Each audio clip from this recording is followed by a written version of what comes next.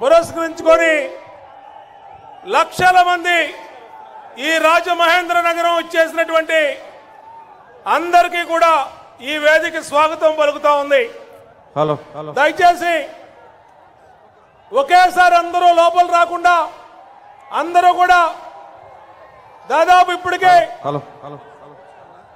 Intelligence police విభాగం information ప్రకారం దాదాపు 10 లక్షల మంది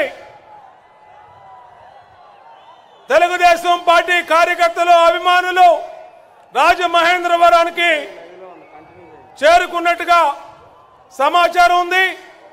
కాబట్టి అందరూ ట్రాఫిక్ లో చాలా మంది ఇరుక్కుపోయారు.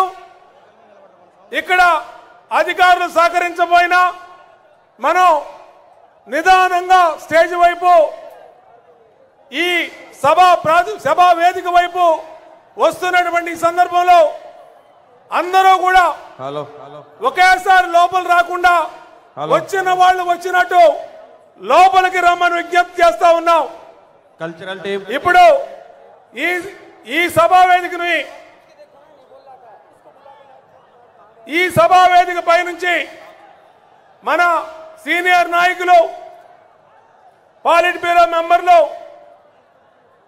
అత్యున్నత మహారాజులందరూ కూడా అన్న నందమూరి తారక రామారావు శత జయంతి ఉత్సవాలకు సందర్భంగా పెట్టుకున్నటువంటి ఈ మహానాడు కార్యక్రమాన్ని ఉద్దేశించి ప్రసంగించబోతా ఉన్నారు. నిన్ననే మనం మహానాడు మొదటి రోజు కార్యక్రమాన్ని దీనికి ఎదురుకుండా ఉన్నటువంటి గ్రౌండ్ లో కార్యక్రమం చేసుకున్నాం. 15,000 మంది ప్రతినిధులని మనం ఇన్విటేషన్లు ఇస్తే లక్ష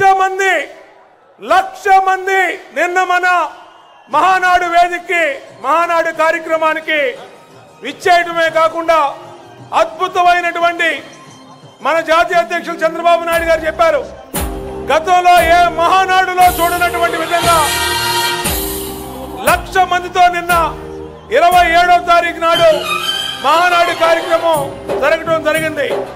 రెండో రోజు ఇవాళ అన్న నందమూరి తారక రామారావు జయంతి ఈ శత జయంతి ఉత్సవాలను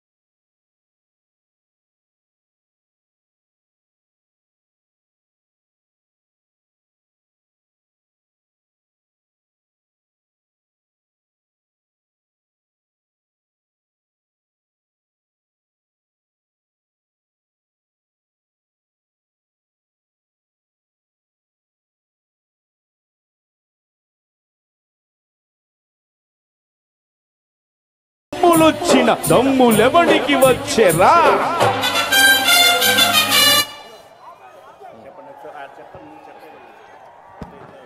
సభా కార్యక్రమం ప్రారంభమవుతోంది.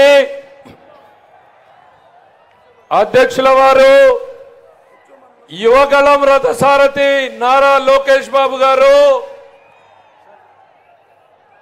లెజెండ్ బాలయ్య బాబు గారు ఒక్కొక్కరుగా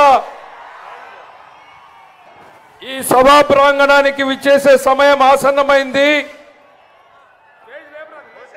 ఆ అతిరథ మహారథులు విచ్చేసే లోపల సభా కార్యక్రమాన్ని ఇతర నాయకుల చేత ప్రారంభించబడుతుంది. దయచేసి ఆ గేటు వద్ద మిగిలిపోయినటువంటి నాయకులందరూ కూడా సభా ప్రాంగణానికి చేరుకోవాల్సిందిగా కోరుతున్నాం.